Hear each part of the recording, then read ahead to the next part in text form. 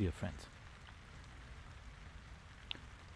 Yesterday I was sitting here also and made this video that I posted on YouTube in the night.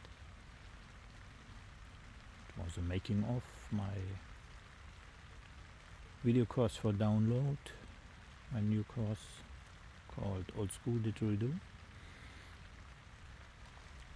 And I talked about why I cannot name names of the marvelous Aboriginal players I want to play their music in my course. I was talking about decency and money.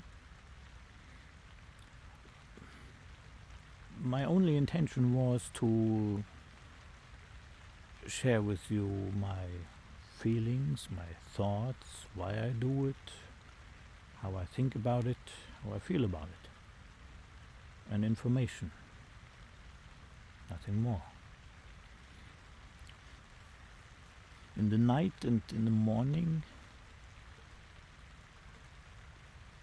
reactions came that blew my mind.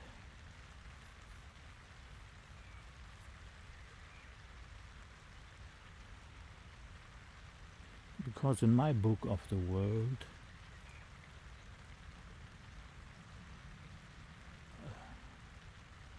this has no place, no logic. I appreciate the inputs. Thank you for the time you put in. But the discussion that seems to evolve from that is not my world. It's so far away from what I feel and think about it. But you deserve to hear my thoughts and feelings about this one last time. And then I'm leaving the train, because there's nothing of value in the discussion for me. Let me explain. It all reminds me strongly on what Paul Simon experienced when he made his Graceland album and went to Africa to study African rhythms, to see African friends, and put together his music, compose it with strong African influences. And there were a lot of hardliners in discussions, in workshops, in speeches in the audience he gave to explain how he means it, because he was viciously attacked as a thief, frankly an asshole, stealing African rhythms, sounds, the feeling, even the spirituality, the culture in general. And he should piss off and stop what he is doing. That were the words of some of in the audience. And he talked his ass off with angel tongues to explain things like, see, this is music, it's gotta be open, you can't fence it in, you cannot lock it up, and it's gotta be a living thing, evolving, open to new influences, stuff like that. Spoken like a true musician, right? And I had a lot of stuff about this, videos, documentaries, things. And I watched this all with great interest, and I thought, even back then, Mr. Paul Simon can't win this discussion. On top of it, of course, somebody died, murdered one of his friends, African friends. He and some of his other African friends gave a press conference, and after some sentences, Mr. Simon stopped talking and gave it up, in a reaction I will never forget. Like, I understood him so well. There is nothing to win in this discussion. Nobody can be convinced, because the front lines are so hardened and so vicious.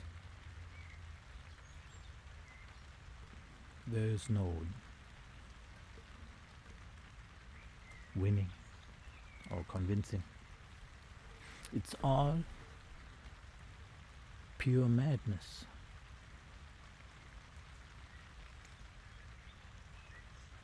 And the same madness I see in the reactions I got in the night and in the morning.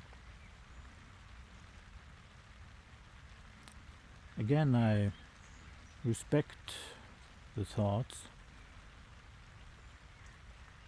I'm thankful for the input. What do I think? To close it up, one last time I make a statement.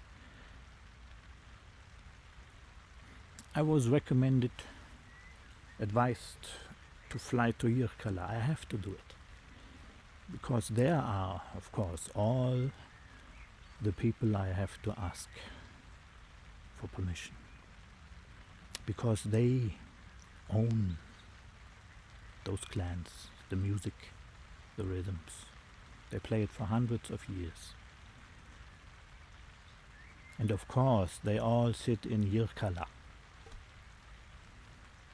in this one little village. You see, I'm about to play to music from half of Australia. And since I have no description, no names, no nothing, only the music from the 50s, 60s, 70s, really you expect me to travel half of Australia to find some people, ask them, is this your clan music? Do you play this? And may I play it in my video course for download that 20 people around the world will buy? Seriously? Talking about madness. Next point I have to say,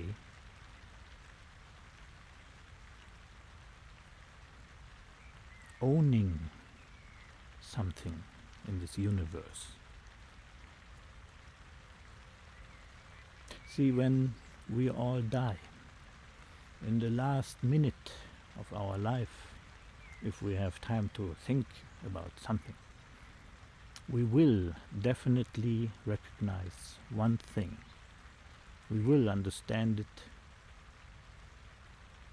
clearly, as clear as can be. We own nothing in this universe except for our skull, our teeth, and some rotten bones. And they will do you no good, because you're gone, in the best case, into a better world, the other side. But your own shit, that you will understand very clearly. the car you think you own. Your clothes, a person, a fucking house, or a sound, a rhythm, a pattern, a sequence.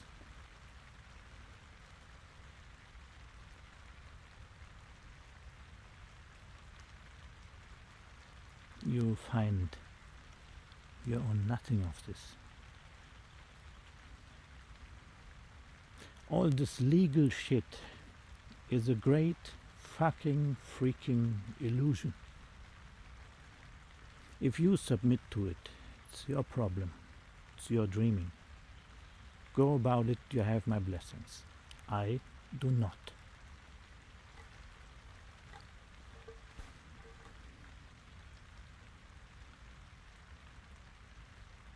There was a question, I was asked a question, but I think there's a CD and no names who played on this, the original players. Maybe because that was the question, the elders of this clan didn't want it to be published. See, my friend, there's absolutely no logic in your question. If the elders didn't want it to be published, they only have to say it and there would be no recording. In other words, why making a recording if you don't want to in some way use it, publish it? I also got a good question of value, and it deserves to be answered. I was asked if I had any contact with Aboriginal persons. One, I had